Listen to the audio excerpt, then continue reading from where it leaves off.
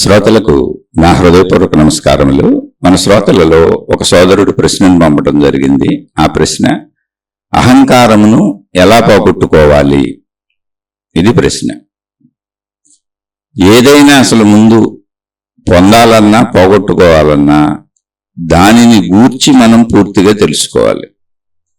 ఇక్కడ అహంకారం అంటున్నప్పుడు వీరి ఉద్దేశం మనలో ఉన్నటువంటి గర్వము, కోపము, అంటే ఇతరుల మీదకి దూసుకెళ్ళిపోతాం, అటువంటి భావన కావచ్చు. అంటే అహంకారం అంటే కొంచెం ఎక్కువ, కోపం ఎక్కువ, ఇతరుల మీద మనమే దాడి చేస్తాం, ఇతరుల మీదకి వెళ్ళిపోతాం, అన్ని రకాలుగా అది కావచ్చు. లేదా అహంకారంకి డౌన్ స్టేజ్ ఉంటుంది. ఎవరో మన ఏదో అన్నారు, ఏదో చేశారని వాళ్ళని తిరిగి ఏమీ చేయలేక మనం బాధపడిపోతుంటాం, అది కూడా అహంకారమే. పొగరు, మదం, ఇతరుల మీదకి వెళ్ళటం అది అహంకారమే. దానికి డౌన్ స్టేజ్లో ఏడవటం, దుఃఖపడటం, భయపడటం ఇది అహంకారమే. అయితే మనం వాడుకలో జనరల్గా అహంకారం అంటే ఆడికి పొగరెక్కువరా, ఆమెకు పొగరెక్కువరా ఇలా వాడుతున్నాం. కానీ ఆధ్యాత్మికతలోకి వచ్చేటప్పటికి అసలు ఈ అహంకారం అంటే ఏంటి అంటే, అహం దాల్చిన ఆకారము. ఆకారం మన శరీరం. అహం అంటే ఏంటి? నేను అనేటువంటి ఒక శరీర భావన. అహం అనేది నేను అనేటువంటి ఒక శరీరపరమైనటువంటి భావన అహం. మరి అహం అనే సంస్కృత పదం, నేను తెలుగులో. అయితే జీవన విధానంలో ఈ అహంకారం అనేది, అసలు నేను అనేది ఎలా ఏర్పడుతుంది? ముందు అహం అనేది ఎలా ఏర్పడుతుంది? ఆకారం అనేది అహం దాల్చిన ఆకారం మన శరీరం. ఆ కోపం వచ్చినప్పుడు అది కోపరూపం దాల్చింది. అరిసి కరిసినప్పుడు అలా అరుస్తూ ఉంటాం, కరుస్తూ ఉంటాం. అహంకారం అంటే అది పొగరో, మదమో, ఇతరులను దుర్భాషలాడటం, ఇతరుల మీద దాడి చేయటం, ఇలా భావించుకుంటాం. కానీ అసలు అహం అనేది ఎలా తయారైంది ఇది గమనిస్తే దాన్ని ఉంచుకోవచ్చా పోగొట్టుకోవచ్చా తెలుస్తుంది. ఒకవేళ పోగొట్టుకోవాలంటే ఎలా పోగొట్టుకోవాలో తెలుస్తుంది. ఎందుకంటే అది ఎలా తయారైందో తెలియాలిగా. పసిబిడ్డగా మనం మన తల్లిదండ్రులకి జన్మించాం. భూమి మీద మనిషిగా వచ్చిన ఎవరైనా ఇంతే.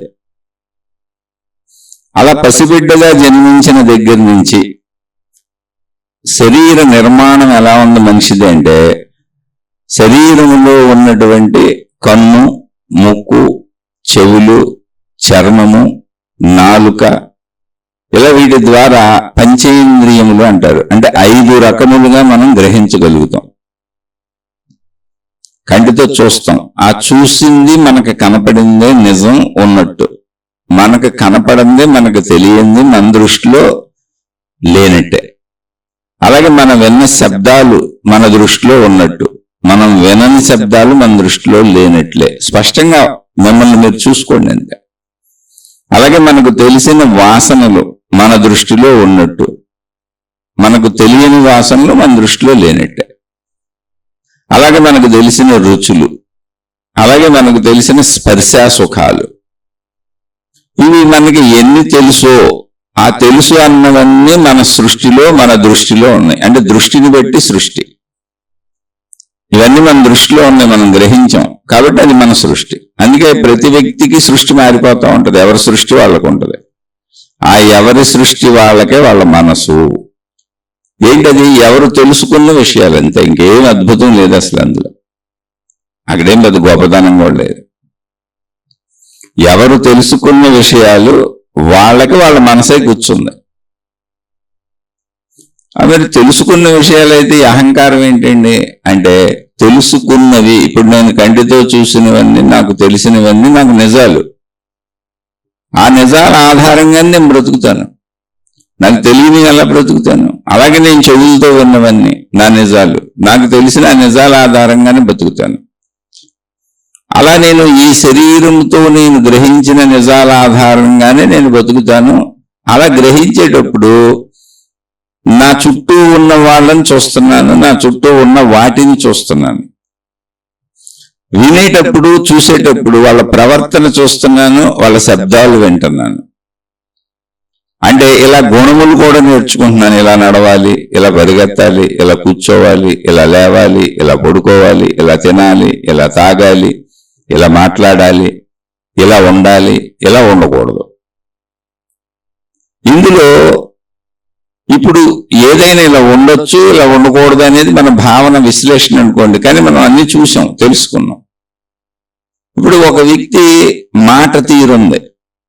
అంటే ఆంధ్రప్రదేశ్లో పుట్టిన వ్యక్తి తెలుగు మాట్లాడుతున్నాడు. మళ్ళీ తెలుగులోనే శ్రీకాకుళం జిల్లా వాళ్ళు ఒక రకమైన యాసలో తెలుగు మాట్లాడతారు. అక్కడి నుంచి మళ్ళీ మీకు కోనసీమకు వచ్చేటప్పటికి, అంటే ఈస్ట్ గోదావరికి వచ్చి వెస్ట్ గోదావరికి వచ్చేటప్పటికి యాసలు మారుతాయి. కృష్ణా జిల్లాకి వెళ్ళేటప్పటికి యాస అంటే ఉచ్చారణ తీరు మారుతుంది. కృష్ణా, గుంటూరు ఇవన్నీ మారుతాయి. మళ్ళీ రాయలసీమ అటు ఆ ప్రాంతాలకు వెళ్ళేటప్పటికి ఉచ్చారణ మారుతుంది. మళ్ళీ తెలంగాణకి వెళ్ళేటప్పటికి పూర్తిగా ఇంకొక భిన్న ఉచ్చారణ. అన్ని తెలుగే.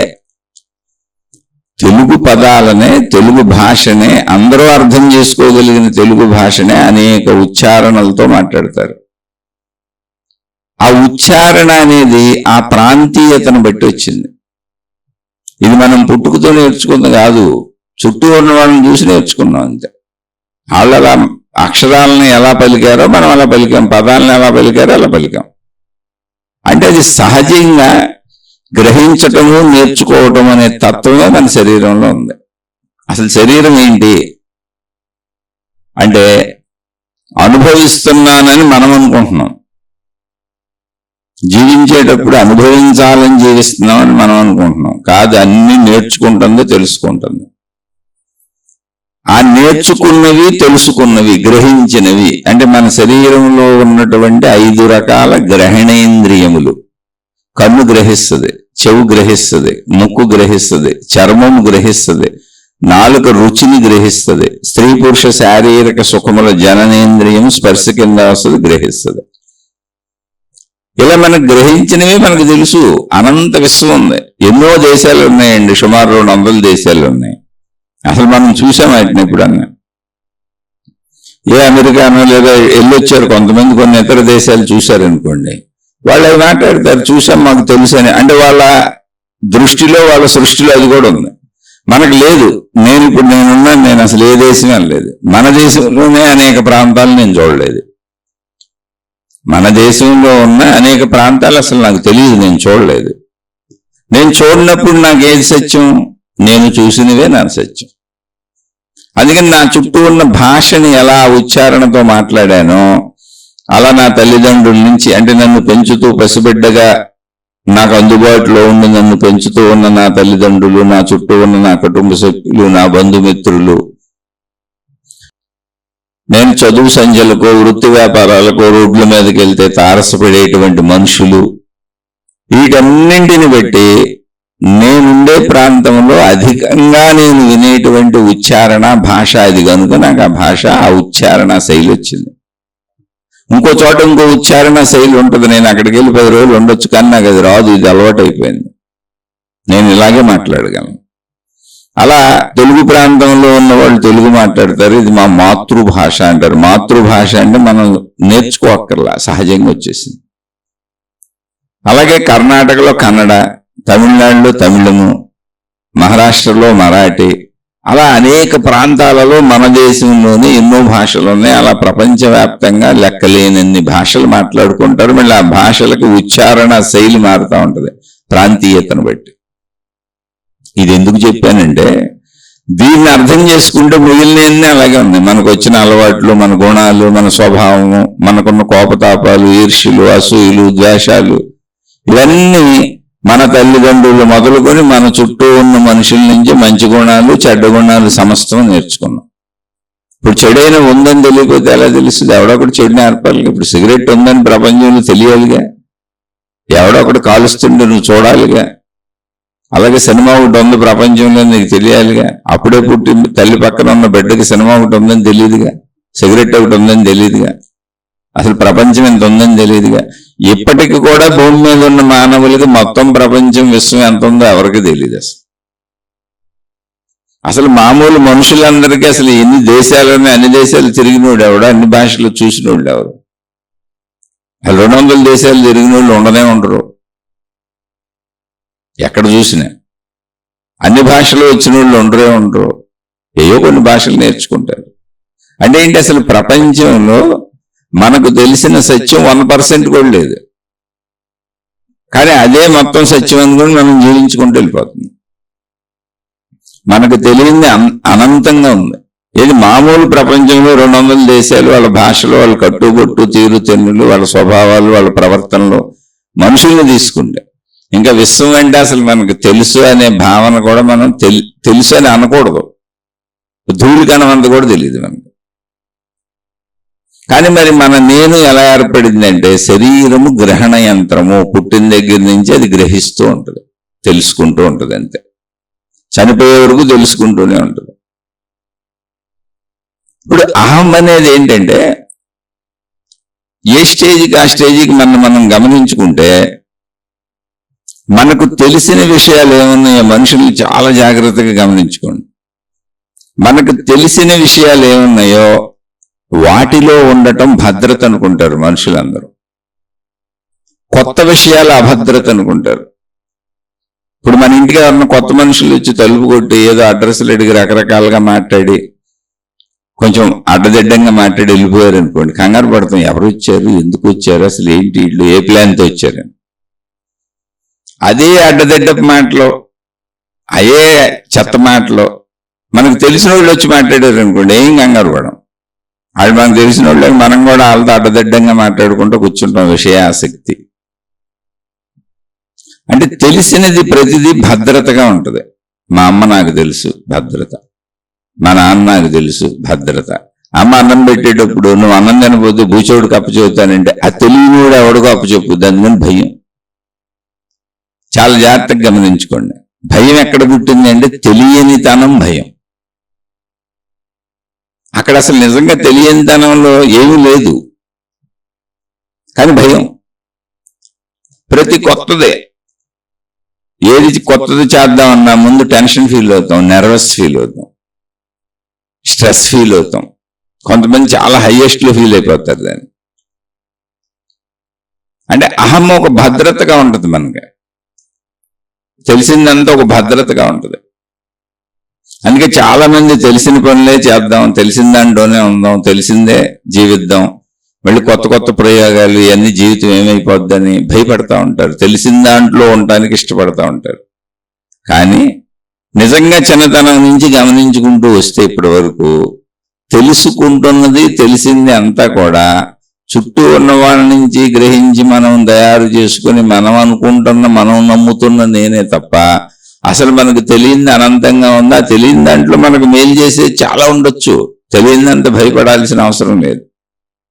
అందుకే ఇప్పుడు కొత్తని ఆహ్వానించడానికి మనిషి సిద్ధపడి ఉంటే అహం అసలు దానంతటది నిర్మూలనం అయిపోద్ది. మీరు ఎప్పుడు కొత్తని ఆహ్వానించడానికి ఇష్టపడండి. ఇది తెలుసుకోండి, ఇది నాకు తెలిసింది మాత్రమే. ఇప్పుడు కోపం ఉందనుకోండి, తెలుసుకున్న మా నాన్నలు అరుస్తాడా, పక్క వాళ్ళు అరుస్తారు, ఇళ్ళు అరుస్తారు, అరిశాను. మీరు చూడండి, కోపిష్టోళ్ళు అందరూ అంటే అహంకారాన్ని ఎలా పోగొట్టుకోవాలన్నప్పుడు ఖచ్చితంగా చెడు గుణాలను పోగొట్టుకోవాలనే సోదరుడు అడుగుంటారు. అవి కోపతాపాలు ఇలాంటివి తప్ప ఏముంటాయి. కానీ అవి మీరు గమనించండి, మనం పోగొట్టుకునే ప్రయత్నం చేయక్కర్లే, అసలు గమనించండి చాలు వాటిని. ఈ అహంకారం సపోజ్ కోపతాపాలు, అరుస్తాం, కరుస్తాం, వాళ్ళ మీద వీళ్ళ మీద పెత్తనాలు, దాడులు చేస్తాం అనుకోండి, అవన్నీ మనకు సాగిన చోట, పడేవాళ్ళు ఉన్న చోట, మనకంటే తక్కువ వాళ్ళు ఉన్న చోట మాత్రమే చేస్తాం. మనకంటే ఎక్కువ వాళ్ళు ఉన్న చోట నోరు మూసి కూర్చుంటాం. అహంకారం అంటే పొగరని అనుకుంటే, అహంకారం ఒక మదం అనుకుంటే అది మాట్లాడకుండా కూర్చుంటుంది. ఏది తన సాగని చోట, తనకంటే అధికులు ఉన్న చోట. మరి అక్కడ అహంకారం ఎందుకు పనిచేయట్లేదు? అన్ని చోట్ల ఒకే రకంగా పనిచేయాలిగా. కాదు, మనిషికి తెలుసు సాగిన చోట సాగించుకోవాలి, సాగని చోట ప్రమాదం కనుక తలదించుకోవాలి. దీన్ని గమనిస్తే అసలు నేను పోగొట్టుకోవాల్సిన అవసరమే లేదు. నేను అక్కడ తలదించుకొని శాంతంగా ఎలా ఉంటున్నాను, సాగిన చోట కూడా నేను అర్థం చేసుకొని అలా శాంతంగా ఉండొచ్చు. అలా ఉండొచ్చనే ఆధ్యాత్మికత, ఆత్మజ్ఞానం అనేది వచ్చింది. ఏంటంటే నీ గురించి తెలుసుకున్నాయన నువ్వు ఉండగలుగుతున్నావు, నీకు సాగని చోట ఉండగలుగుతున్నావు, నీ ఆధిపత్యం సాగని చోట ఉండగలుగుతున్నావు, నీ పెత్తనం సాగని చోట ఉండగలుగుతున్నావు, నువ్వు అనుకున్నది చేయటం కుదరని చోట ఉండగలుగుతున్నావు. తప్పనిసరి పరిస్థితుల్లో నువ్వు నష్టపోయినా లాభపడినా ఉండగలుగుతున్నావు, తప్పనిసరి పరిస్థితి. కానీ సాగుతుందని చోట నేను ఉండలేనంటున్నావు. కాదు, అసలు నేను అంటే నేను అనే ఏ భావం ఉందో దాన్ని సృష్టికి కలపకండి. ఇవి గ్రహించిన విషయాలు అంతే, కన్ను చూసిన విషయాలు అవన్నీ బయటివి.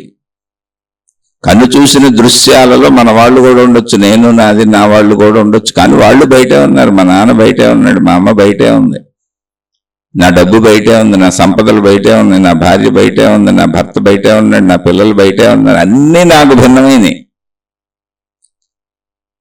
ఇప్పుడు వాటిని నాలో కలిపేసుకొని నా గుణాలు నా స్వభావాలు నేను ఇంతేని అనుకుని వాటికి అతుక్కుపోవటం ఎందుకు? డబ్బంటో పిచ్చేందుకు, డబ్బంటో లోభత్వం ఎందుకు? ఆడవాళ్ళు కనపడగానే వెర్రెందుకు, లేదా మగవాళ్ళు కనపడగానే వెర్రెందుకు, నేను తినేవి కనపడగానే గుర్తురాగానే వెర్రెందుకు, బట్టలు కనపడగానే వెర్రెందుకు, షాపింగ్లు వెర్రెందుకు అని నీకు నువ్వే ప్రశ్న వేసుకోవాలంటే అసలు నేను ఎలా ఏర్పడిందో తెలుసుకో అని చెబుతుంది ఆధ్యాత్మికత. ఎవరో దేన్ని పోగొట్టుకోకర్లా, తామరాకుపై నీటి బొట్టులా ఉండు అని చెప్పారు. అంటే ఏంటి? అన్నీ నీకేం కావాలో అనుభవించి ప్రపంచంలో నుంచే తెచ్చుకోవాలి కానీ. కాబట్టి చూడు, కాబట్టి విను, కాబట్టి తెలుసుకో అన్నీ. కానీ తెలుసుకున్నవి నేను అనుకోబాక, నాకు తెలుసుకున్నవన్నీ నా సత్యాలు అనుకోబాక, అంటించేసుకోబాక. నీకు తెలియని బోల్డ్ ప్రపంచం ఉంది, నువ్వు తెలుసుకుంది కూడా అవసరార్థం. అవి నువ్వు తెలుసుకున్నవి నీవు కాదు. మనం ఏది తెలుసుకున్న కోపతాపాలు కావచ్చు, ఈర్ష్యాసూయులు కావచ్చు, ద్వేషాలు కావచ్చు, ఇవన్నీ చుట్టూ ఉన్న వాళ్ళ నుంచి నేర్చుకుంది. ఎందుకంటే పసిబిడ్డకి ఏది ఉండదు, అక్కడి నుంచి నేర్చుకుంటారు. కొంతమంది ఉండే మంచివాళ్ళుగా ఉంటారు. అంటే ఏంటి? ఇతరులకు పెట్టడం, ఇతరులతో మంచిగా ఉండటం, ఇతరులకు ఏదైనా సహాయాలు చేయటం చిన్నప్పటి నుంచి ఉంటుంది. వాళ్ళు ఎందుకు వచ్చింది అంటే వాళ్ళ ఇంట్లో వాళ్ళు అలా ఉంటారు, వాళ్ళ తల్లిదండ్రులు ఎవరో అలాగే ఉంటారు, వాళ్ళని చూసి వీళ్ళు నేర్చుకుంటారు. అలా తల్లిదండ్రులు కుటుంబ సభ్యుల నుంచి నేర్చుకునే వాళ్ళు చిన్నతనం నుంచి మంచిగానే ఉంటారు. ఇదే తల్లిదండ్రుల నుంచి నేర్చుకుంటారు. ఇప్పుడు ఏ భోజనం చేస్తున్నప్పుడు ఇంత మిగిలిపోయింది అనుకోండి, ఇంత కూర ఇంత అన్నమో, వెంటనే తండ్రి తల్లి ఫ్రిడ్జ్లో పెట్టి దాసి తినేద్దాం అంటారు. అవే వింటాడు బిడ్డ. మన పిల్లలు తినేదేంటి అవే. వాళ్ళు కొంచెం పెద్దోళ్ళు అయినా కొంచెం మిగిలిపోయింది మనం ఎవరికన్నా పెడదామని మనం ఒకవేళ మనసు మార్చుకున్నా వీళ్ళు దాసే ఫ్రిడ్జ్లో పెట్టి అంటూ ఉంటారు. అన్ని చోట్ల అంతే. నీ జిరాక్స్ కాపీలు నేర్చుకున్నారు, ఎందుకు అది ఏం పెద్ద విషయం కాదు. అందుకే పిల్లలు బాగుండాలంటే ఎప్పుడు తల్లిదండ్రులు ముందు మంచోళ్ళు అయి ఉండాలి. ఎవరు తల్లిదండ్రులు మంచోళ్ళు కాదో ఖచ్చితంగా వాళ్ళ పిల్లలు చెడిపోతారు. అని చెడిపోతారంటే అది స్థాయిలు భేదం ఉంటుంది మేడం. ఇప్పుడు తల్లిదండ్రులు లౌక్యంగా మంచోళ్ళలాగా కనపడుతూ లోపల చెడ్డోళ్ళు అనుకోండి, పిల్లలు కూడా అలాగే ఉంటారు. అందుకని అహం అనేది, అహంకారం అనేది అది అన్ని చోట్ల ఒకేలా ఉండదు. మనకంటే బలవంతుడు వచ్చినప్పుడు ఆగిపోద్ది, మన పెత్తనం సాగిన చోట ఆగిపోద్ది. నేను అహంకారాన్ని ప్రదర్శిస్తాను, అన్ని చోట్ల ఒకలా ఉంటానని చెప్పదు. కాబట్టి దాన్ని మనం పోగొట్టుకోవాల్సిన అవసరం లేదు, అర్థం చేసుకుంటే చాలు. ఇక్కడ నాకు సాగుతుంది కాబట్టి వీళ్ళ మీద దాడి చేస్తున్నాను, వీళ్ళ మీద పెత్తనం చేస్తున్నాను, వీళ్ళని కోపగించుకుంటున్నాను, వీళ్ళ మీద అరుస్తున్నాను, కరుస్తున్నాను. నాకు సాగిన చోట మౌనంగానే ఉన్నాగా. అనేక చోట్ల అలా సాగిన చోట దాన్ని సర్దుకొని వెళ్ళాక కొన్ని చోట్ల అసలు నేనే బతిమిలాడతాను, కొన్ని చోట్ల నా అవసరాలకు నేనే తల ఒగ్గు ఉంటాను, వాళ్ళతో మంచిగా ఉంటాను, మృదువుగా ఉంటాను, ప్రేమగా ఉంటాను. మరి నాకు సాగిన చోట కరుస్తూ ఉంటాను, అరుస్తూ ఉంటాను. అంటే నేను మార్పులు చెందిపోతూ ఏర్పరుచుకున్న భావాలు తప్ప నాకు సాగుదలని అహంకారంలో పొరపాటు కాదు, అది అహంలో పొరపాటు లేదు. సాగిన చోట ఆగుతుంది, అక్కడ ఆగాలని ఎవరు నేర్చుకున్నారు? మనమే. సాగే చోట సాగిపోవాలి, పెత్తనాలు చేయాలి, అధికారాలు చేయాలి, అరవాలి కరవాలని ఎవరు నేర్చుకోవాలి? మనమే అన్ని చుట్టూ చూసి నేర్చుకున్నాయి. ఈ రెండింటిని అర్థం చేసుకొని ఇప్పుడు విచక్షణ జ్ఞానాన్ని ఉపయోగించాలి ఆధ్యాత్మికత. ఇప్పుడు నేను ఎలా ఉండాలి అని అంటే, నువ్వు మంచిగా ఉండాలంటే ఖచ్చితంగా ఉండొచ్చు. ఎందుకని? నాకు సాగని చోట ఆగిపోతున్నాను, సాగిన చోట అరుస్తున్నాను. అప్పుడు సాగిన చోట కూడా అలాగే ఉండొచ్చుగా, నేను ఉండగలుగుతున్నాగా. సాగని చోట ఆగగలిగినప్పుడు సాగుతున్న చోట ఎందుకు ఆగగలను అంటే నేను ఆగాలని అనుకోవట్లేదు, నాకు సాగుతుంది కనుక, నాకు ఎదురు తిరగరు కనుక, నన్ను ఏమీ చేయలేరు కనుక వాళ్ళ మీద నేను ఇష్టరాజ్యం వచ్చినట్టు పెత్తనాలు చేస్తాను. ఇది భౌతిక ప్రపంచము. దీన్ని అజ్ఞానం అన్నారు. అజ్ఞానం అంటే నిన్ను నువ్వే చూసుకోకుండా వెళ్ళిపోతున్నావు. నువ్వు ఏది కొత్తగా నేర్చుకోక్కర్లా, ఆల్రెడీ నువ్వు నేర్చుకున్నట్లోనే అన్నీ ఉన్నాయి. ఆ మంచి నీలోనే ఉంది, ఆ చెడు నీలోనే ఉంది, కానీ అది సమయాన్ని బట్టి ప్రదర్శిస్తున్నావు నువ్వు. ఇప్పుడు ఆ మంచి కూడా నీలోనే ఉంది, ఆ చెడు కూడా నీలోనే ఉంది. కాబట్టి ఇప్పుడు దాన్ని ఎలా వినియోగించాలి అనేది ఆల్రెడీ నీకు తెలిసిన దాంట్లోనే ఉంది. అహంలోనే అన్ని ప్రశ్నలకి సమాధానాలు ఉన్నాయి. నిన్ను నువ్వు తెలుసుకుంటే నీకు అన్నీ అర్థమైపోతుంది. నాకు సాగిన చోట ఆగుతున్నాను, సాగిన చోట వాగుతున్నాను అనేది నాకు అర్థమైంది అనుకో, అప్పుడు నేను సాగిన చోట కూడా వాగకుండా ఉండగలను కదా, వాళ్ళ మీద పెత్తనాలు చేయకుండా ఉండొచ్చు కదా, ఎందుకంటే ఇక్కడ సాగిన చోట ఉంటున్నాను కదా అని తెలుసుకోవచ్చు. నిన్ను నువ్వు తెలుసుకోవడం అనేది ప్రాథమిక స్థాయిలో నీ మాటలు, నీ చేష్టలు, నీ గుణాలు, నీ బుద్ధులు, నీ ప్రవర్తన నుంచి మొదలుకొని అనంత ఆత్మశక్తి వరకు సాగుతానే ఉంటుంది.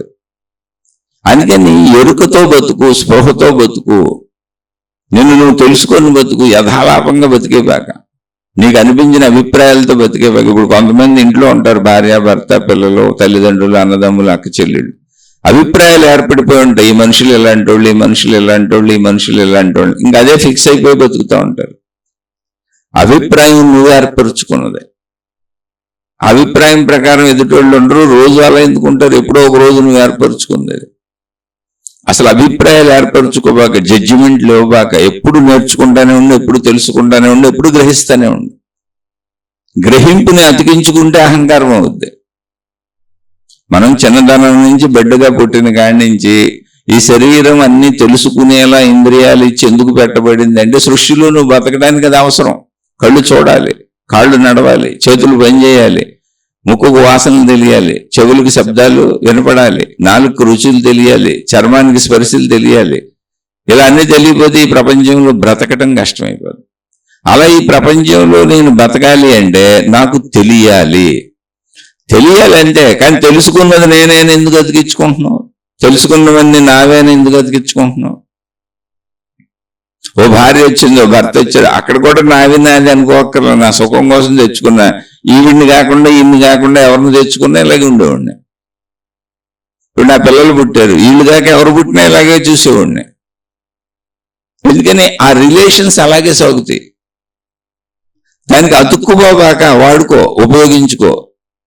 ఆ బంధాలలో సక్రమంగా జీవించు, బాధ్యతలు చేయి, కరెక్ట్గా చేయి, తామరాకుపై నీటి బొట్టులా ఉండు. ఇది ఆధ్యాత్మిక చెప్పేది. ఈ భార్య కాకపోతే ఏ భార్య వచ్చినా అలాగే ఉంటాను, ఈ భర్త కాకపోతే ఏ భర్త వచ్చినా ఇలాగే ఉంటాను, ఈ పిల్లలు కాకపోతే ఏ పిల్లలు పుట్టినా ఇలాగే ఉండేవాడిని, అలాగే ప్రవర్తిస్తాను.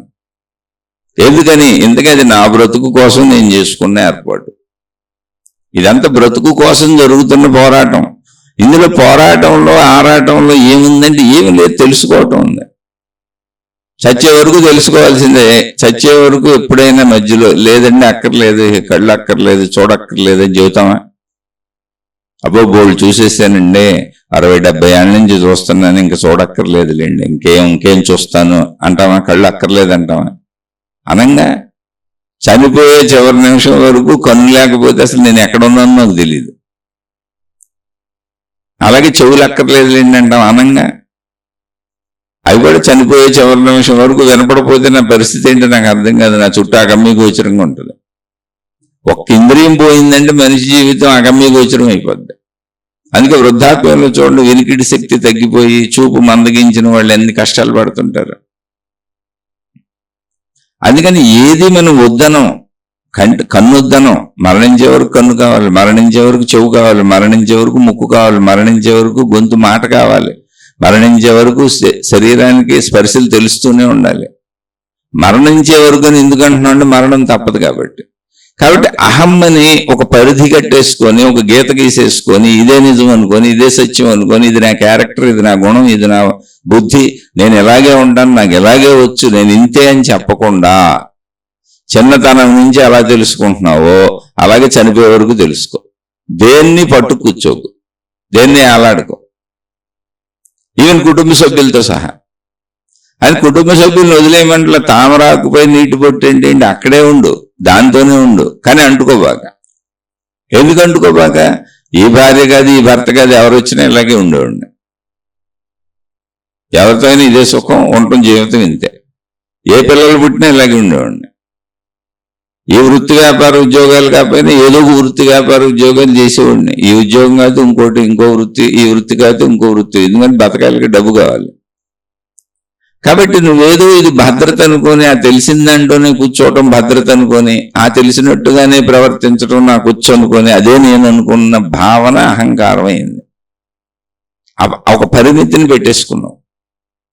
ఆ పరిమితిలో అహమేరపరుచుకొని దాని లోపలికి ఎవరిని రానివ్వు, నువ్వు దాంట్లోంచి బయటికి రావు. ప్రాబ్లం అది కాదు. అసలు అహం అనేదే లేదు. అహం అనేదే లేదు. పుట్టుకతో ఈ శరీరంతో నేనే అనే మనిషిని ఉన్నా.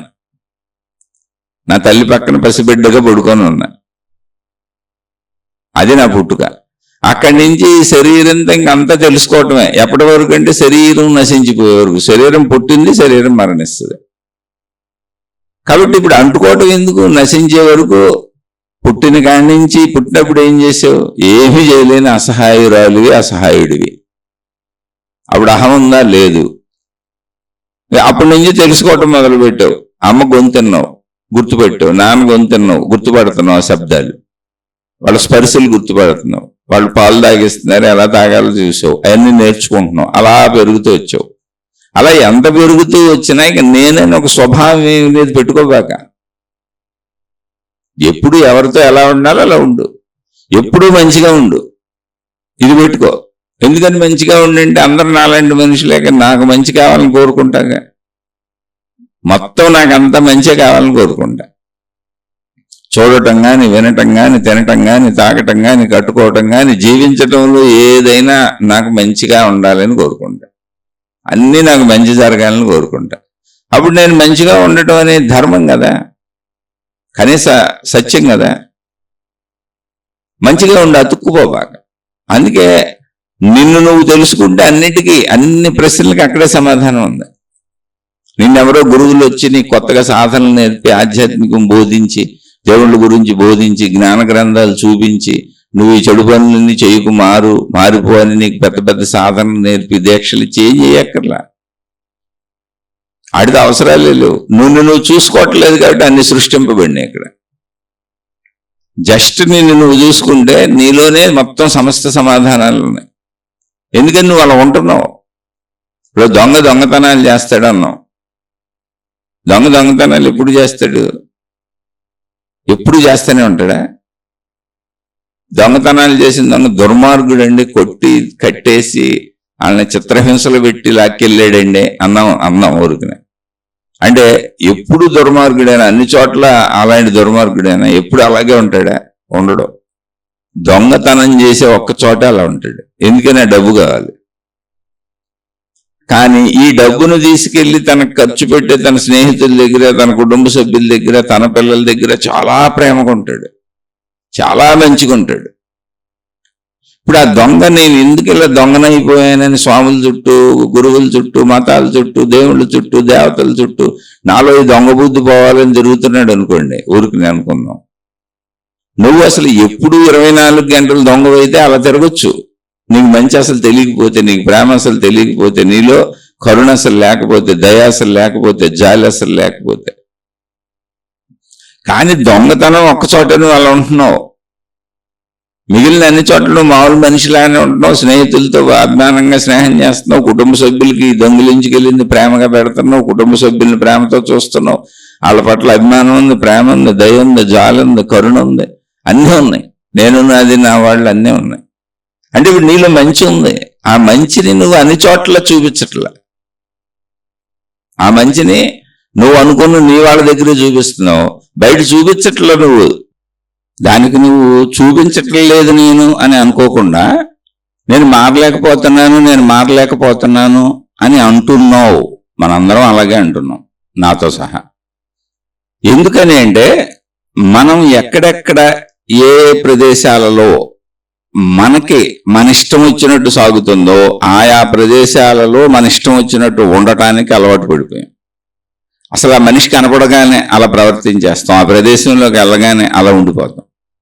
ఇప్పుడు సపోజ్ ఒక చోట మనం యజమాని అనుకోండి, అక్కడికి ఆ ప్రదేశం గుర్తు రాగానే యజమానిత్వం భావన గుర్తొచ్చేస్తుంది, యజమాని అయిపోతాను, నా కింద వాళ్ళందరూ పనివాళ్ళు అయిపోతారు, నా భావన మారిపోద్ది. అక్కడికి వెళ్ళినాక నా ఇష్టారాజ్యంగా ఉండాలనిపిస్తుంది. అలా భార్య కావచ్చు, భర్త కావచ్చు, కొడుకు కావచ్చు, కూతురు కావచ్చు, తండ్రి కావచ్చు, తల్లి కావచ్చు, ఏ బంధంలో అయినా ఆ బంధం గుర్తు రాగానే నేను అలా అయిపోతాను, ఆ మనిషితో అలా ఉంటాను. అదే మళ్ళీ నాకు అనుకూలతలు లేని చోట లేదా నా పై వాళ్ళు ఉన్న చోట, ఇప్పుడు నేను పనివాడిని అనుకోండి, నేను పనివాడిని అనే ప్రదేశంలో అక్కడ యజమానిత్వం ఇంకొకరికి ఉంటుంది, అక్కడ వినయం వచ్చేస్తుంది. నాకంటే వీళ్ళు పెద్దవాళ్ళు గొప్పవాళ్ళు అన్న చోట వినయం వచ్చేస్తుంది. వాళ్ళనేం అన్నాం, వాళ్ళనేం మాట్లాడినాం, వాళ్ళు ఎంతన్నా మౌనంగా ఉంటాను, భరిస్తాను, ఓర్చుకుంటాను, నచ్చకపోతే లోపల లోపల కుమిలిపోతాను తప్ప పైకి మాట్లాడను, వ్యక్తీకరించను, లేదా సర్దుకుపోతాను, లేదా అసలు పట్టించుకొని శాంతంగా ఉంటాను. ఎందుకని అక్కడ నా అవసరం ఉన్న చోట చేతులు కట్టుకొని ఉండటం, అనుకూలతలు ఉన్న చోట అందరినీ చేతులు కొట్టుకొని నా దగ్గర ఉండండి అని కోరుకోవటం, ఇవన్నీ కూడా మనం గమనించుకుంటే నాకేదో అహంకారము పొగరుంది అనే పాయింట్ కాదు. మనం గమనించుకుంటే మనం మనని ఫిక్స్ చేసుకుంటున్నాం, ఈ ప్రదేశంలో ఇలా ఉండాలి, ఈ మనిషితో ఇలా ఉండాలి, మనం ఫిక్స్ అయిపోతున్నాం. సాగిన చోట ఇలా ఉండాలి, సాగని చోట ఇలా ఉండాలి, అలవాటైన చోట ఇలా ఉండాలి, కొత్త ప్రదేశంలో ఇలా ఉండాలి, ఇలా ఫిక్స్ చేసుకుంటున్నాం. అంటే భార్య దగ్గర ఇలా ఉండాలి, భార్య కనపడగానే అలా అయిపోతానండి, భర్త కనపడగానే అలా అయిపోతాను. చాలా మందిని గమనించాను నేను, మగవాళ్ళు ఇంటికి రాగానే వెర్రెక్కిపోతారు. నేను చూశాను, చాలా చోట్ల చూశాను. ఇంకా ఎవరు ఏంటని చెప్పడం బాగోదు, ఎందుకు, ఇంట్లోకి వస్తే వెర్రెక్కిపోతారు, ఎందుకంటే యజమానిత్వ భావన వచ్చేస్తుంది. అలాంటి దుర్మార్గుడైన వ్యక్తిని నేను చూశాను, ఒక 50 సంవత్సరాల సుదీర్ఘ పర్యంతం చూశాను. యజమానిత్వం, విపరీతమైన యజమానిత్వం, ఆ ఒంటి నిండా ఆ అహంకారం, ఆ కొవ్వు, ఆ పొగరు, ఆ మదం అవన్నీ ఉంటాయి. మళ్ళీ ఎంత విచిత్రమైన వ్యక్తి అంటే అతను ఇంటిలోనే అలా ఉంటాడు, ఇంట్లో వాళ్ళతోనే అలా ఉంటాడు, మిగిలిన వాళ్ళందరికీ అనుకూలంగా ఉంటాడు, వాళ్ళకన్నీ చేసి పెడతా ఉంటాడు. ఎక్కడ వాళ్ళు తను వదిలేస్తారు, వెళ్ళిపోతారని వాళ్ళు వెనకబడి వాళ్ళకి అన్ని రకాలు చేసి పెడుతూ అదొక పెద్ద గొప్ప టాక్ట్ఫుల్ జీవితం జీవిస్తున్నట్టుగా భావించుకుంటాడు. కానీ కుటుంబాన్ని కోల్పోయాడు. ఇంతే జీవితం. ఆ మనిషిని వదిలేశారు, వాళ్ళ కుటుంబ సభ్యులు వదిలేశారు ఆ మనిషిని. కానీ అతను ఆ యజమానిత్వపు జీవితానికి అలవాటు పడిపోయి ఇప్పుడు తన దగ్గర ఎవరున్నారో వాళ్ళని పెట్టుకు తిరుగుతూ ఉంటాడు, కుటుంబ సభ్యులు అంత మంచివాళ్ళు కాదని చెప్పి తిరుగుతూ ఉంటాడు. ఇలా ఇంట్లో అత్తాకోడలకు వచ్చే గొడవ ఇదే. అప్పటి వరకు ఆ ఇంటికి యజమానిత్వము అనేది ఎవరు వహిస్తున్నారు? ఆవిడ నా ఇల్లని భావించుకుంటుంది. తన భర్త యజమాని అయి ఉండొచ్చు, కానీ నా ఇల్లని భావించుకుంటుంది. ఇదంతా నా ఇల్లు, నా భర్త, నా పిల్లలు. కొత్తగా కోడలు ఇంటికి వచ్చింది. కొత్తగా కోడలు ఇంటికి వచ్చేటప్పుడు కోడలు ఏమవుతుంది? ఆ ఇంటిలోనే ఒక సభ్యురాలు అవుతుంది. ఈవిడికి యజమానిత్వం ఉన్నప్పుడు అక్కడ యజమానిత్వపు భావన తనకు అలవాటు పడిపోయింది, ఇల్లంతా నాదని. ఇప్పుడు కొడుకు పెళ్ళి అంటే 25 ఏళ్ళు, సుమారుగా 30 ఏళ్ళు అవ్వాలి. అంటే 25-30 ఏళ్ళు ఒక భావన స్థిరపడిపోయింది అక్కడ. అంటే ఉదాహరణకి కొన్ని చెబుతున్నాను, ఇంకా మిగిలిన మీరు అన్వయించుకోవాలి. అహంకారం ఎలా వెళ్తుందని ఇలా చెప్పుకుంటే వెళ్ళాలంటే వందల గ్రంథాలు రాయొచ్చు ఒక్క అహంకారం మీద. మీరు అన్వయించుకోండి. ఇప్పుడు కొత్త మనిషి వచ్చేటప్పటికి ఆ కొత్త మనిషి ఏమనుకుంటుంది? తన ఇంట్లో ఎలా ఉందో తనకు అలాగే ఇక్కడ ఉంటుంది అన్న భావంతో వస్తుంది. పైగా ఇంకొంచెం బెటర్గా ఉంటుందేమో, ఎందుకంటే భర్త అనేవాడు కూడా నా జీవితంలోకి వచ్చాడు కదా. ఇంతకుముందు తన ఇంట్లో తల్లి, తండ్రి, అన్నదమ్ములు, అక్క చెల్లెలు ఈ బంధాలే ఉన్నాయి. ఇప్పుడు జీవితంలోకి కొత్తగా భర్త అనే ఒక అతను వచ్చేసాడు, ఈ బంధాలన్నింటికి దగ్గరగా. కాబట్టి ఇంకా బాగా స్వేచ్ఛగా, ఇంకా బాగా హాయిగా, ఇంకా బాగా ఆనందంగా ఉంటుందేమో అక్కడనే ఆవిడ వెళ్తుంది. ఇప్పుడు ఆ కొడుకు కోడలు అన్యోన్యంగా ఉండండి, చెంగుబట్టుకు తిరిగేస్తున్నాడు. ఇన్నాళ్ళు నాదే, నా చెంగుబట్టుకు తిరిగేవాడు తల్లి భావన. భార్య చెంగుబట్టుకు తిరిగేస్తున్నాడు. ప్రతిదానికి అమ్మ అమ్మ అమ్మ అని అడిగేవాడు, ఇప్పుడు వెళ్ళి ప్రతిదానికి అలా ఆవిడానికి వెళ్ళిపోతున్నాడు అన్న భావాన్ని క్రియేట్ చేసుకుంటుంది. కానీ అసలు పెళ్లి చేసింది ఎందుకు? అలా తిరగమనే, అలా ఉండమనే, వాళ్ళ జీవితానికి వాళ్ళ వయసుకు తగ్గ ఒక సహచర్యాన్ని అందిస్తే మనం ముందు వెళ్ళిపోతాం పెద్దవాళ్ళం కనుక. ప్లస్ శారీరక అవసరాలు కూడా అక్కడ ఉన్నాయి కనుక వాళ్ళకి జీవితాంతం ఈడు జోడుగా తోడుగా ఒకరికొకరు ఉండేలా ఏర్పాటు చేసాం. అది వివాహ వ్యవస్థ. ఇది పెద్దలు ఋషులు మునులు పెట్టింది, ఇదేం ఆకాశంలోంచి వచ్చింది కాదు. లేకపోతే మనం జంతువులానే ఉండేవాడు. కానీ ఆ యజమానిత్వ భావన, ఇల్లు నాదన్న భావన, నువ్వెక్కడో బయట నుంచి వచ్చావన్న భావన అత్త కోడలకి ఎప్పుడు పడదు. కోడల స్థానంలో ఉన్నామేమనుకుంటుంది, ఈ ఇల్లు నా ఇల్లు అని. ఎందుకని? అప్పటికి కొడుకు సంపాదనలోకి వచ్చేస్తేనే వివాహం చేస్తాం. కలిసి ఉన్నా, తల్లిదండ్రులు కొడుకు కోడలు కలిసి ఉన్నా విడిపోయి ఉన్నా, నా ఇల్లు అన్న భావనలోకి వస్తుంది. నా భర్త, నా మొగుడు సంపాదన మేము సంపాదించుకుంటున్నాం అని భావన ఏమికుంటుంది. నిజమే, అది వాళ్ళిల్లే. అందుకే పెళ్లి చేసాం మనం. పెళ్లి చేసిందే నువ్వు కుటుంబం ఏర్పరుచుకోమని. అలా అక్కడి నుంచి ఇంకా ఘర్షణలు పెంచుకుంటూ పోతారు అన్ని రిలేషన్స్లో. కానీ వాస్తవికతను ఆలోచిస్తే అసలు వివాహం అనేది మనం చేస్తుందే మన ఇంటికి ఒక కూలీ మనిషిని తెచ్చుకోవడానికి కాదు, మన కొడుక్కో మన కూతురుకో మన వాళ్ళకి ఒక జీవితాన్ని ప్రారంభింపచేయటానికి, నూతన జీవితాన్ని, నూతన ఇంటిని, వాళ్ళ నూతన స్వతంత్రతని, వాళ్ళ సొంత జీవితాన్ని స్టార్ట్ చేస్తున్నాం పెళ్లి పేరుతో. ఇప్పుడు దాకా వాళ్ళ జీవితం మనతో ముడిపడిపోయింది, మన జీవితంలో కలిసిపోయింది కాదు. ఇక్కడి నుంచి మీ జీవితం వేరు జీవితం, మీరు స్వతంత్రంగా హాయిగా బతకండి అనేదే వివాహ బంధం. ఇవన్నీ అహంకారం అనేది ప్రత్యేకంగా ఎక్కడో ఉండిపోయలేదు, నువ్వు ఫిక్స్ అయిపోయావు. ఇప్పుడు అత్తగారు కోళ్ళకి ఘర్షణ అంటే అత్తగారు ఫిక్స్ అయిపోయింది. ఉదాహరణకి చెబుతున్నాను, అన్ని చోట్ల అలా ఉండదు. మిగిలిన మీరు ఎక్కడెక్కడ ఏ ప్లేసుల్లో ఫిక్స్ అవుతున్నారో చూసుకోండి. నేను ఉదాహరణగా ఎక్కడ ఫిక్స్ అవుతున్నామని చెబుతున్నాను. ఇక్కడ ఈ పోర్షన్ నేను ఇలాగే యాక్ట్ చేయాలని ఫిక్స్ అయిపోయింది. ఆ ఫిక్స్ అయిపోయినటువంటి యాక్షన్లో ఇంకా నువ్వు నేను మార్చుకోవచ్చు, మార్చుకోగలను అనుకోవట్లా, దాన్ని తాళం వేసావు. ఫిక్స్ అయిపోవటం అంటే ఏంటి? తాళం వేసి తాళం చెప్పి పారేసావు, ఇక తీయక్కర్లేదు, ఎప్పటికీ నేను ఇలాగే ఉంటాను, మార్చుకోక్కర్లేదు. నన్ను ఒక జీవితం మొత్తం నువ్వు అత్తగారుగా ఉండటానికి ఇష్టపడుతున్నావు, అమ్మగా ఉండడానికి ఇష్టపడుతున్నావు. కొడుకునేమో అమ్మలా చూస్తావు, కూతురు ఆ వచ్చిన కోడలను అత్తగారిలో చూస్తావు. అత్తగారండి ఏంటి? దూరపు బంధం. కానీ మీరు గమనిస్తే ఈ ఎక్కువ ఈ హిందీ సినిమాలు, హిందీ సీరియల్స్లో మీరు వీటిల్లో చూస్తే అత్తగారు మామగారిని కూడా అమ్మా నాన్ననే పిలుస్తారు వాళ్ళు. మీరు కొన్ని సీరియల్స్లో చూడండి, వచ్చిన కోడలు కానీ అల్లుడు కానీ అమ్మా నాన్ననే పిలుస్తారు. రియల్గా అలాగే పిలిపించాలి, అమ్మా నాన్ననే పిలిపించాలి. ఎందుకని? అలా ఉండాలి మీ బంధం. ఎందుకని? ఇక్కడి నుంచి మీరు కొత్త లైఫ్ ప్రారంభం అవుతుంది, మీరు అంతా కలిసి ఉంటారు. మీ బిడ్డతో ఎలా అయితే మీరు చివరి వరకు విడిపోరో, అలాగే మీ కోడలతో మీ అల్లుడితో మీరు చివరి వరకు విడిపోరు, కలిసి ఉంటారు. చివరి దశ వరకు వాళ్ళందరూ మీరు కలిసి ఉంటారు. ఒకవేళ వాళ్ళు మీకు ఆధారం కూడా అవ్వచ్చు వృద్ధాప్యంలో. ఇవన్నీ ఎవరో చెప్పాలా? ఇప్పుడు మాట్లాడే మాటలు ఎవరు చెప్పారు? ఏ గ్రంథంలో ఉన్నాయి? విశ్లేషించుకుంటే మనకే తెలుస్తుంది. మనం ఎక్కడ ఫిక్స్ అయ్యామో అక్కడ అహంకారం ఇలాగే నేను ఉంటాను అని చెబుతుంది. అది చెబుతుంది ఎవరు? నా అహంకారమే, నేనేగా ఫిక్స్ అయింది, నేనేగా ఫిక్స్ అయింది. ఇప్పుడు నా భార్య గయ్యాళి అని ఒక భావం ఏర్పరచుకున్నాడు అనుకోండి, ఇంకా భార్యను చూసినప్పుడల్లా అదే రిపీట్ అయిపోతూ ఉంటుంది. ఇంట్లోకి వస్తే నాకు మనశ్శాంతి ఉండదు. ఎందుకంటే నేను చూశాక ఇలాంటి మనిషిని ఒకరిని చూశాను నేను. ఇల్లు దాటి వెళ్తే యమానందంగా ఉంటాడు, ఇంటికి వచ్చాడు అంటే అంతే ఇంకా నరకం చూపిస్తాడు. ఇంట్లో వాళ్ళందరికీ తాను నరకం అనుభవిస్తూ ఉంటాడు. ఏమీ లేదు అతని మనస్తత్వం. నేను అనేక శీర్షికల్లో ఇతను ఉదాహరణ చెబుతూ ఉంటాను, ఎందుకంటే నేను స్వయంగా చూశా. ఇంటికి రాగానే వీళ్ళందరూ నా పనివాళ్ళు, నేను చెప్పినట్టు వినాలి, నాకు ఎవరు ఎదురు చెప్పకూడదు. ఎందుకంటే నా డబ్బు తింటున్నారు, నేను సంపాదించింది తింటున్నారు. ఎవరు? సొంత భార్య పిల్లల్ని.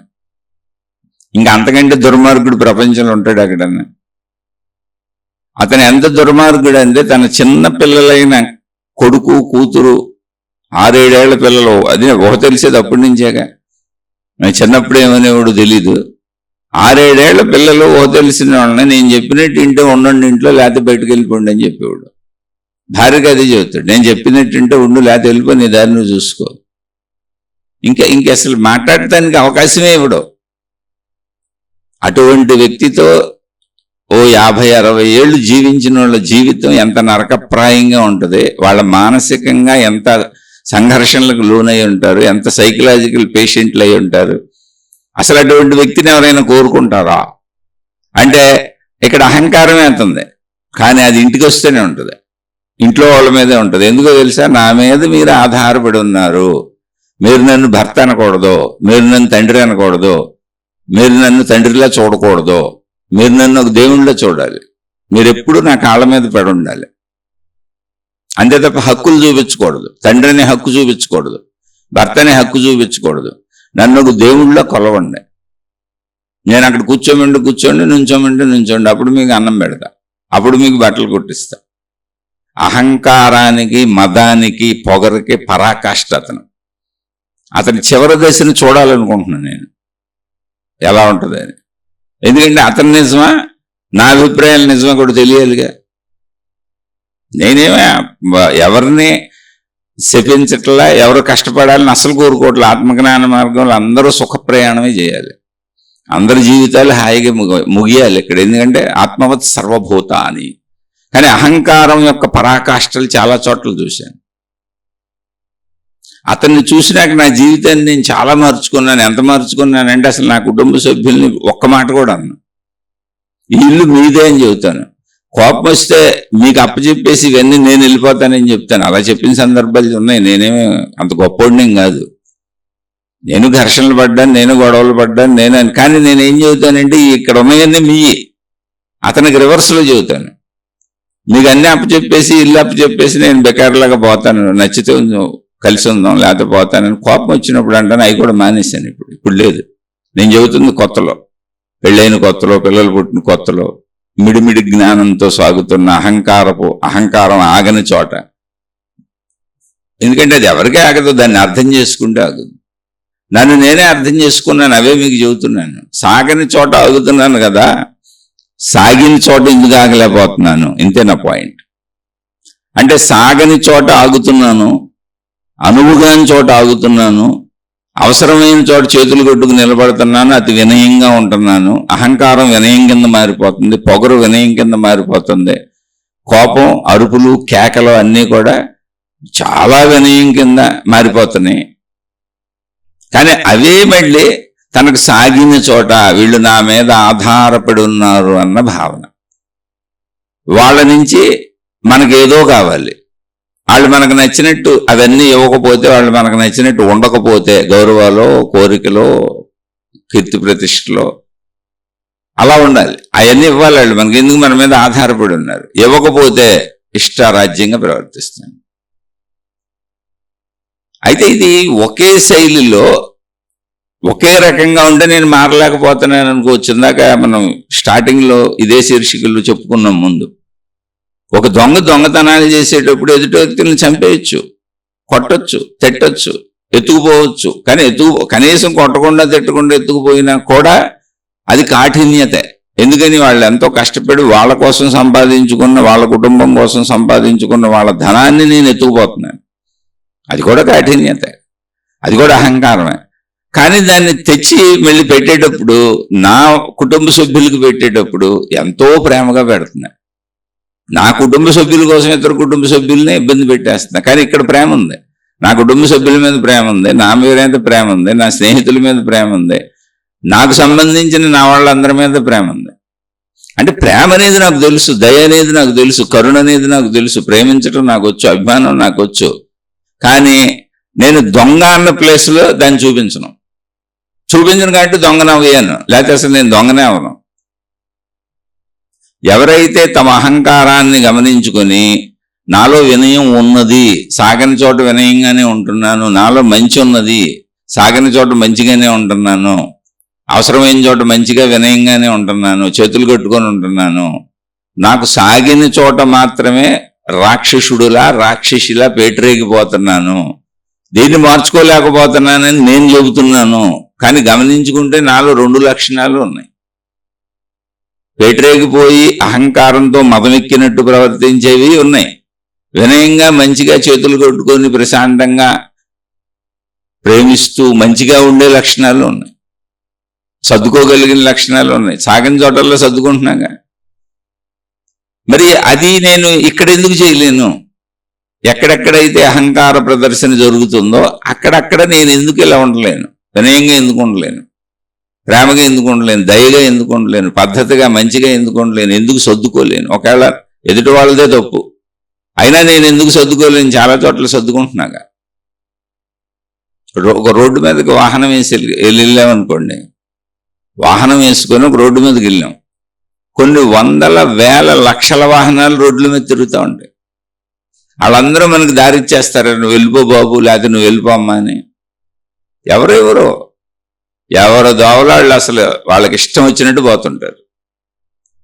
మన వరకు తీసుకుంటే మనం సర్దుకొని వెళ్తూ ఉంటాం.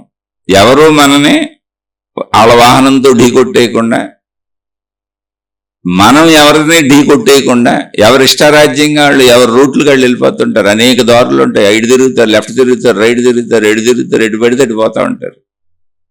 అలా వెళ్ళే వాళ్ళందరినీ సర్దుకుంటూ జాగ్రత్త పడుతూ మన వాహనాన్ని నడుపుకొని వెళ్తాం. అలా అన్ని చోట్ల ఉండొచ్చుగా. అది నీకు తెలిస్తే అదే జ్ఞానం, అదే ఆధ్యాత్మికత. ఏమీ లేదు ఆధ్యాత్మికం అంటే.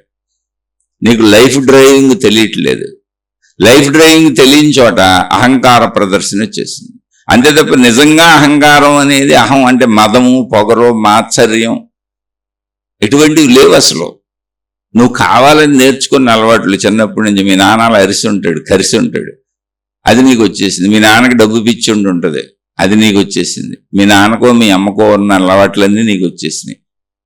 నీ చుట్టూ పెరిగిన వాళ్ళల్లో నీ స్నేహితులు ఏ సిగరెట్లు మందో కొట్టుంటారు, నువ్వు కూడా వాళ్ళతో పాటు కొట్టుంటావు, నేను తీసుకెళ్ళి ఉంటారు, అవి నీకు వచ్చేసింది. ఇలా నువ్వు అలవాటు చేసుకున్నటువంటి మంచి లక్షణాలు కానీ చెడు లక్షణాలు కానీ అన్నీ నీ చుట్టూ ఉన్న వాళ్ళ నుంచి ఒకసారి పరిశీలించుకెళ్ళు. వెళ్తే నా తండ్రి ఎలా ఉన్నాడు, నా తల్లి ఎలా ఉంది, ముందు ఇంట్లో చూసుకో. నా అన్నదమ్ములు అక్క చెల్లెళ్ళు ఎలా ఉన్నారు, తర్వాత నేను స్నేహం చేసినటువంటి స్నేహితులు ఎలా ఉన్నారు, నాతో బాగా క్లోజ్గా ఉన్న నా బంధుమిత్రులు ఎలా ఉన్నారు. ఈ గుణాలన్నీ నువ్వు ఆపాదించుకొని ఉంటావు. ఎలా అయితే శీర్షిక స్టార్టింగ్లోనే చెప్పుకున్నాం, భాషలో భాష ఉచ్చారణ. తెలుగుని అనేక రకాల యాసలతో ప్రాసలతో మాట్లాడతారు. అంటే ఉచ్చారణ శైలి మారిపోద్ది. తెలుగే శ్రీకాకుళం జిల్లా వాళ్ళు ఒకలా మాట్లాడతారు, అక్కడి నుంచి విశాఖపట్నం దాటి పక్కకు వస్తుంటే ఇంకోలా మాట్లాడతారు, అక్కడి నుంచి ఈస్ట్ గోదావరికి వస్తే ఒకలా మాట్లాడతారు, వెస్ట్ గోదావరికి వెళ్తే ఇంకోలా మాట్లాడతారు, కృష్ణా జిల్లా గుంటూరు జిల్లాల్లో ఒకలా మాట్లాడతారు, రాయలసీమకి వెళ్తే ఇంకోలా మాట్లాడతారు, అక్కడి నుంచి తెలంగాణకి వెళ్ళిపోతే ఇంకోలా మాట్లాడతారు.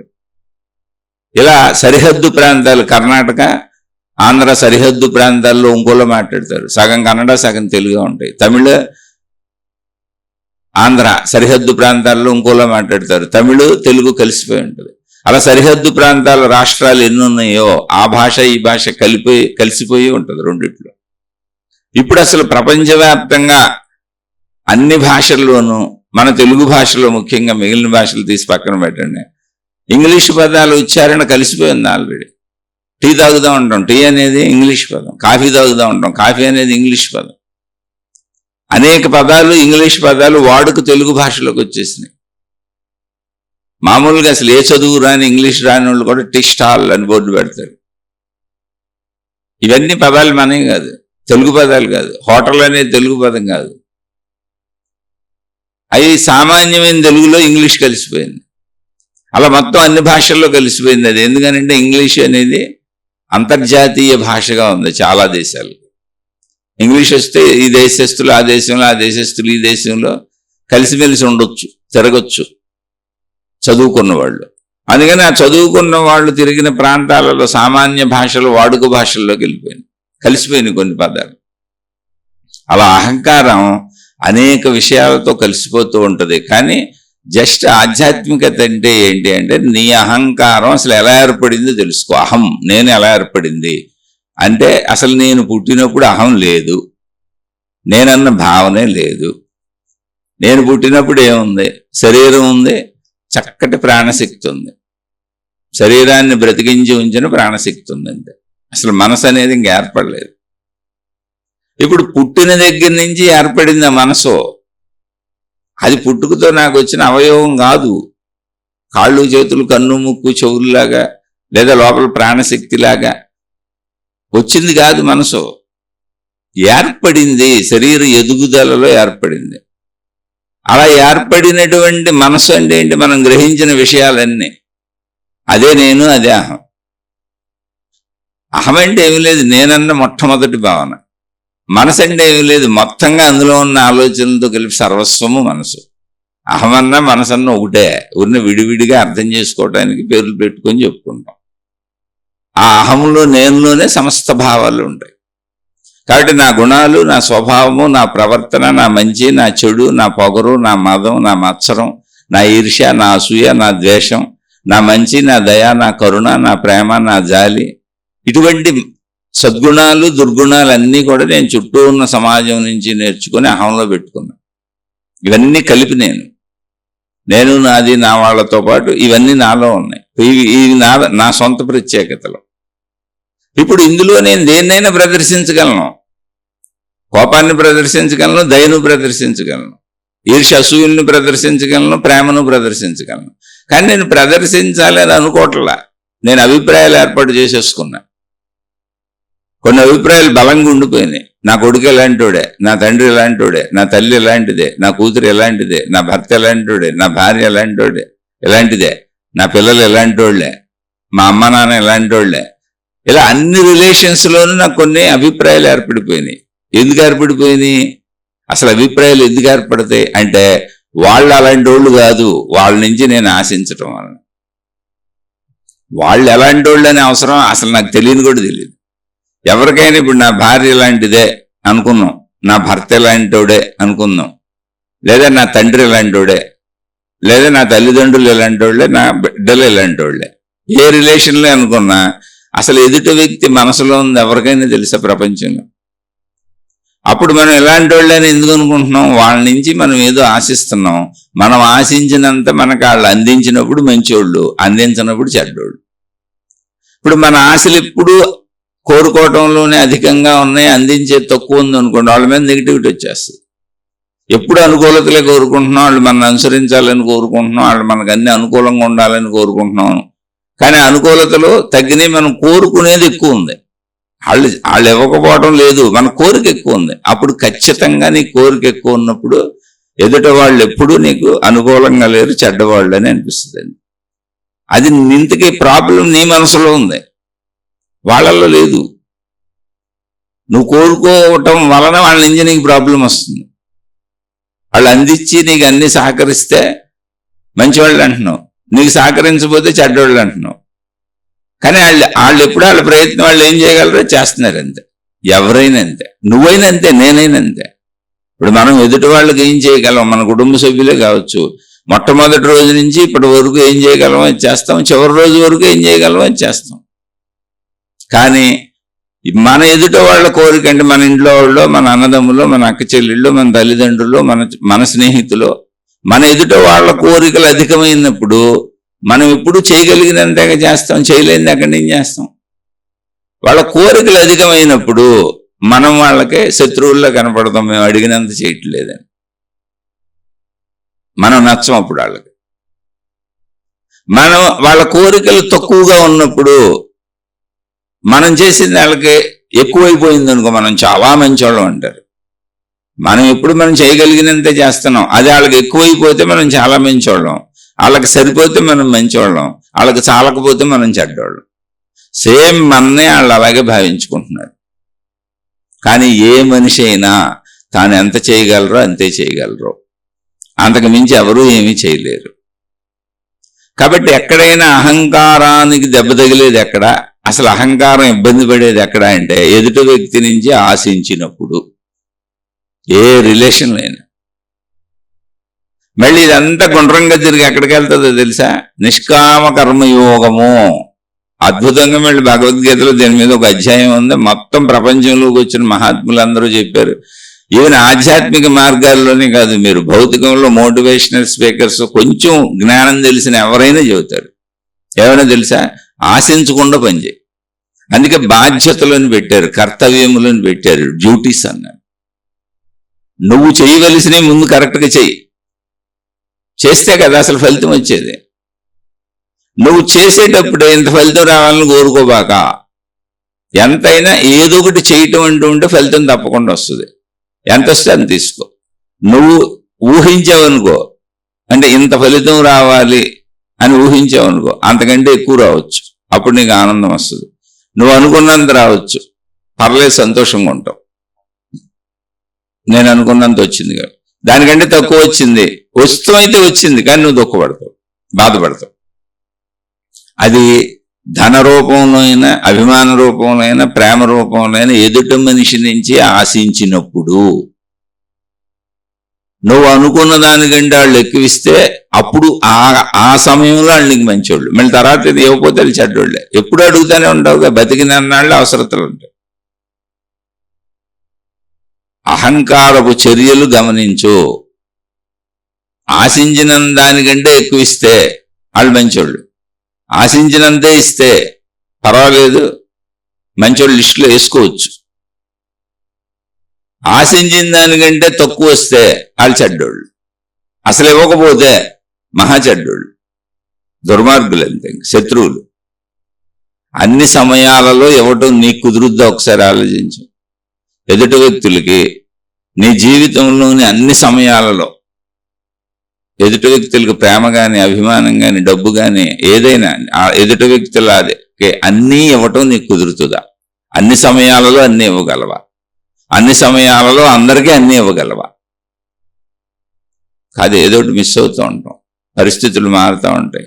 ఆరోగ్యాలు ఉండొచ్చు, అనారోగ్యాలు ఉండొచ్చు, మనసు బాగుండొచ్చు, మనసు బాగోకపోయి ఉండొచ్చు, అసలు ఇవ్వగలిగిన సామర్థ్యం కంటే ఎదుటి వాళ్ళు కోరుకునేది ఎక్కువై ఉండొచ్చు. అనేక పరిస్థితులు తారసలుతాయి. ఎందుకంటే 100 సంవత్సరాల సుదీర్ఘ జీవితం మంది. అలాగే వందల మందితో సంబంధ బాంధవ్యాలు, ఎన్నో సమస్యలు ఉంటాయి. శారీరక, మానసిక, ఆర్థిక, సామాజిక, కుటుంబిక ఎన్నో సమస్యలు ఉంటాయి. వృత్తి, వ్యాపార, ఉద్యోగ సమస్యలు ఎన్నో రకాలుగా ఉంటాయి. ఎన్ని సమస్యలలోంచి ఒక ట్రాఫిక్ రోడ్డు మీదకి బండేసుకెళ్ళినటువంటి వ్యక్తి అనేక వందల వేల మందిని తప్పించుకుంటూ తన ప్రదేశానికి ఎలా వెళ్ళాలో అక్కడ మనకేం ఇబ్బంది అనిపించదు. ఎందుకో తెలిసి దాన్ని ఒప్పుకున్నాం, ఎందుకని ఆ రోడ్డు మంది కాదు. అసలు ప్రాబ్లం ఏంటంటే మనకి హక్కు లేని చోట అహంకారం ఎగిరెగిరి పడదు, ఆ రోడ్డు మంది కాదు. అక్కడ కూడా ఎదురు బెదురు గొడవలు పడేవాళ్ళు చాలా మంది ఉన్నారు. అది మూర్ఖులు, వాళ్ళు మూఢులు. నువ్వెదురొచ్చావు, నీ తప్పు అని కొట్టుకునే వాళ్ళు రోడ్ల మీద చాలా మంది ఉన్నారు. ట్రాఫిక్ జాములు చేసేస్తుంటారు. వాళ్ళు మూర్ఖులు. కానీ సామాన్యంగా రోడ్డు ఎక్కినప్పుడు రోడ్డు అనేది మొత్తం అందరికీ సంబంధించింది, అది గవర్నమెంట్ వేసింది, దాని మీద నా పెత్తనం లేదు. అందుకని అందరినీ తప్పుకొని మనం వెళ్ళిపోతుంటాం.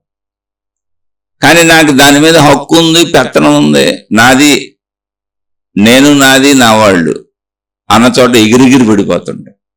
ఇది ఒక్కోసారి బయటకు కూడా వచ్చేస్తుంటది. అహంకారం, మదం బాగా పెరిగిపోద్ది, బయటకు కూడా వచ్చేస్తుంటది.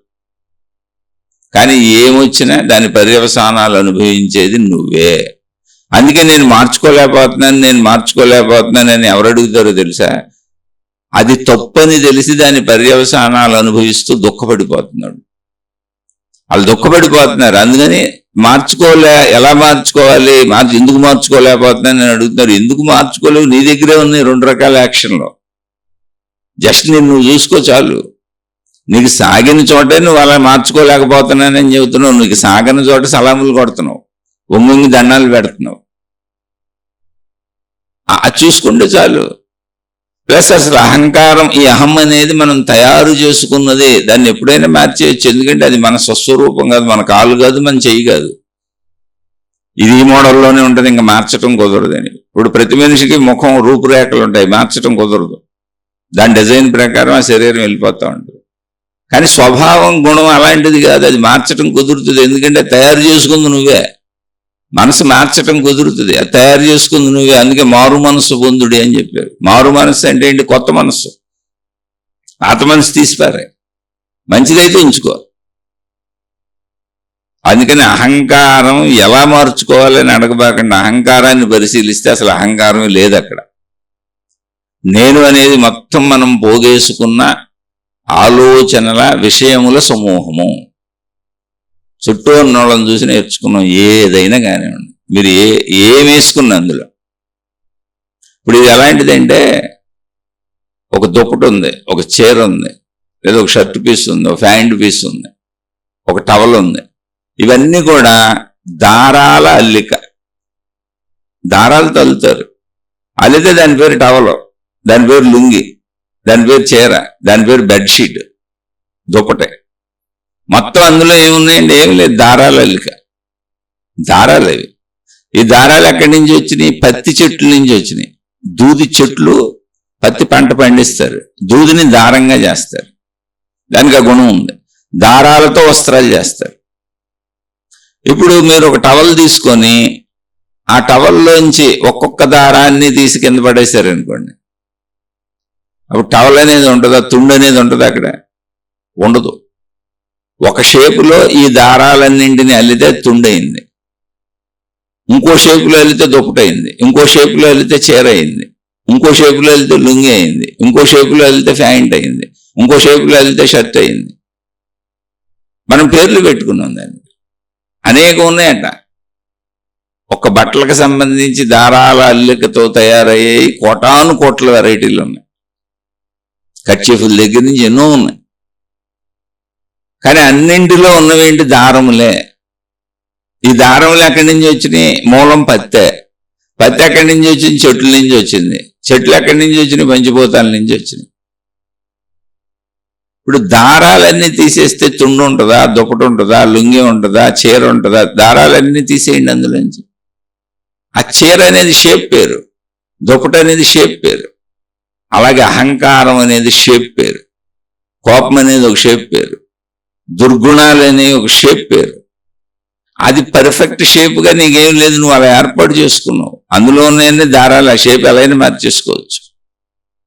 అలా మార్చుకోవచ్చు. కాబట్టి ఆధ్యాత్మికత నిన్ను నువ్వు తెలుసుకో, నిన్ను నువ్వు మార్చుకోగలవు. ఎందుకంటే నువ్వు ఒక చోట మంచిగా ఉంటున్నావు, ఒక చోట ప్రేమగా ఉంటున్నావు, నీలో ఆ మంచి ఉంది. నీకు సాగని చోట, నీకు అనుకూలత లేని చోట నువ్వు ఉండవలసిన విధానంలోనే ఉంటున్నావు. నీకు అవసరత ఉన్న చోట ఉండవలసిన విధానంలోనే ఉంటున్నావు. నీకు సాగిన చోట మాత్రమే అహంకారం విర్రవీగి పేటరేగుతున్నది. నువ్వు ఇక్కడ మంచిగా ఉండగలిగినప్పుడు అక్కడ కూడా మంచిగా ఉండగలవు. అసలు మంచి అనేది నీకు తెలియకపోతే అప్పుడు మంచి తెలుసుకోవచ్చు ఎవరినన్ను అడిగి. అసలు మనకు పచ్చిమిరపకాయ అనేది ఎలా ఉంటుందో తెలియదు అనుకోండి, అప్పుడు ఏమంటే పచ్చిమిరపకాయ అంటే ఏంటి, అసలు దాని లక్షణాలు ఏంటి, దాని క్వాలిటీస్ ఏంటి, అది ఎలా ఉంటుంది, ఎన్ని రకాల పచ్చిమిరపకాయలు ఉంటాయి అని తెలుసుకోవచ్చు. అప్పుడు చెప్తారు, బాబు అది కారానికి సంబంధించింది. ఫస్ట్ దాని గుణం కారం. నువ్వు కొరికితే కారంగా ఉంటుంది. పచ్చిమిరపకాయలు రకరకాలు ఉన్నాయి. అవి ఆడే పండినప్పుడు పండు మిరపకాయలు అంటారు, అవే ఎండబెట్టేస్తే ఎండు మిరపకాయలు అంటారు. అండ్ ఎండబెట్టి కారం తయారు చేస్తారు. కారానికి మూలం పచ్చిమిరపకాయలే. మనం ఇంట్లో వేసుకునే, వంటల్లో వేసుకునే కారం అంతా అదే. మనం హాట్లుగా ఉపయోగించుకునే అన్ని వస్తువులు ఉండే కారం అదే. ఇలా అసలు తెలియకపోతే దాని గురించి తెలుసుకోవచ్చు, దాని లక్షణాలు, దాని స్వభావం తెలుసుకోవచ్చు. నీకు తెలిసిందే మంచి, నీకు తెలుసు, కానీ నీ చెడుకుంటున్నావు. ఎందుకంటే సాగుతుంది కనుక. అక్కడ నువ్వు వాళ్ళు అలాగే ఉండాలని కోరుకుంటున్నావు. అక్కడ సాగదు కనుక నువ్వే వాళ్ళకి అనుకూలంగా ఉంటున్నావు. ఇంకా దానికి ఇప్పుడు నిన్ను నువ్వే మార్చుకోగలవు. కానీ ఎలా మారాలి అన్నదానికి ఏ దేవుడు వచ్చి మారుస్తాడు, ఏ మతం వచ్చి మారుస్తుంది, ఏ గురువు వచ్చి మారుస్తాడు, ఏ తాళ్ళలో తాయెత్తులో రంగురాళ్ళలో ఉంగరాల్లో మార్చేస్తాయి, లేదా ఏ ఆధ్యాత్మిక సాధన విధానంలో పదములో గురువులో వాళ్ళని అనుసరించి వాళ్ళు మార్చేస్తారు, నీలో అహంకారం మొత్తం బాగొట్టేస్తారు అని ఎలా కుదురుతుంది చెప్పటం? ఆల్రెడీ నీలో ఉంది కదా, మంచి ఉంది, చెడు ఉంది. నీ ఎంపిక. నేను ఇలాగే ఉండాలని ఎంపిక చేసుకుంటున్నావు, అక్కడ నేను ఫిక్స్ చేసుకుంటున్నావు. ఆ ఎంపికని గమనించుకో. నీలో ఉన్న మంచిని మాత్రమే ఉపయోగించాలని నిర్ణయించుకుంటే అది ఆధ్యాత్మికం. అహంకారం అంతమైపోద్ది, నీకే తెలుస్తుంది. అహంకారం అంతమంటే నేనన్న భావన అంతం కాదు, చెడు అంతమైపోద్ది. అహం మొత్తం చెడు అనుకోకూడదు. అహం అంటే మొత్తం అన్ని కలిపి, మంచి చెడు కలిపి సమస్తం. చెడు అంతమైపోద్ది, పొగరు అంతమైపోద్ది, మదమాత్సర్యాలు అంతమైపోద్ది, కోపం అంతమైపోద్ది. కోపం ఎల్లప్పుడూ అంతం అవ్వాల్సిన అవసరం కూడా లేదు. కోపంలో మళ్ళీ మంచి ఉంది. ఇప్పుడు చిన్నపిల్లలకి చెప్పేటప్పుడు, వినని వాళ్ళకి చెప్పేటప్పుడు, పదే పదే చెబుతున్నా విననప్పుడు, అక్కడ అవసరమైనప్పుడు ఆ కోపాన్ని ప్రదర్శించాలి. అందుకే సృష్టి మనకు పెట్టిన గుణాలన్నీ అవలక్షణాలు కాదు. దేన్ని ఎక్కడ ఎలా ఉపయోగించాలో తెలియాలి. మంచిగా ఉపయోగించాలి. మంచిగా ఉపయోగిస్తే కోపం మంచిదే. మంచిగా ఉపయోగిస్తే అన్ని చోట్ల చెడు గుణాలుగా మనం భావిస్తున్నవన్నీ మంచిగా ఉపయోగించవచ్చు. మంచిగా ఉపయోగిస్తే అన్ని మంచివే. వాటిని చెడు ప్రదేశంలో చెడుగా ఉపయోగిస్తే చెడ్డవవుతున్నాయి. కాబట్టి సృష్టి ఒక మనిషికి శరీరాన్ని నిర్మించిస్తున్నప్పుడే మానవ శరీరం ఇలా ఉండాలని ఏ భావాలు, ఏ గుణాలు, ఏ స్వభావం ఎలా విస్తరించాలని నిర్ణయించిందో దాన్ని నువ్వు ఉపయోగించే తీరును బట్టి అది చెడ్డదవుతుంది తప్ప సృష్టి అసలు చెడు చేయదు. నీకు స్వతంత్రత ఇవ్వటం వల్ల ఆ స్వతంత్రతలో నువ్వు నీ గుణాలను ఉపయోగించే తీరు, నీ భావాలను ఉపయోగించే తీరు, నీ శరీర మనస్సులను ఉపయోగించే తీరుతెన్నులు, నీ భావోద్వేగాలను ఉపయోగించే తీరుతెన్నులు చెడ్డవిగా ఉంటున్నాయి. కానీ అవన్నీ మంచివే. సరైన చోట, సరైన ప్రదేశంలో, సరైన విధంగా ఉపయోగిస్తాయి. సృష్టిలో చెడు ఎక్కడ ఉండదు అసలు. సృష్టిని చెడు చేయబాక. నిన్ను నువ్వు గమనించుకుని నీకు అన్నీ తెలుస్తే నీలో మంచి ఉంది కనుక నువ్వు ఎప్పుడూ మంచివాడిగా బతకొచ్చు, మంచిదానిగా బతకొచ్చు. ఎంత రాక్షసుడైనా, ఎంత క్రూరుడైనా, ఎంత హింసాత్మకుడైనా మీరు చరిత్రలోకి వెళ్ళి చూసుకోండి. తన వాళ్ళ దగ్గరకు వచ్చేటప్పటికి తన కొంతమంది దగ్గర అయిన వాళ్ళు చాలా మంచిగా ఉన్నారు. పాండవులను నానా ఏడుపులు ఏడిపించుకు తిన్నటువంటి దుర్యోధనుడు కర్ణుడికి తన రాజ్యాన్ని ఇచ్చాడు. అసలు కర్ణుడిని విపరీతంగా ప్రేమించేవాడు. కర్ణుడితో ఏ సంబంధం లేదు. పాండవుల మీద ద్వేషాన్ని కర్ణుడి మీద విపరీత మైత్రిగా పెట్టుకున్నాడు. మరి విపరీత మైత్రిగా కర్ణుడితో ఉండగలిగిన వాడు తన సొంత అన్నదమ్ములు పాండవులతో ఉండలేడా? ఉండకూడదని నిర్ణయించుకున్నాడు.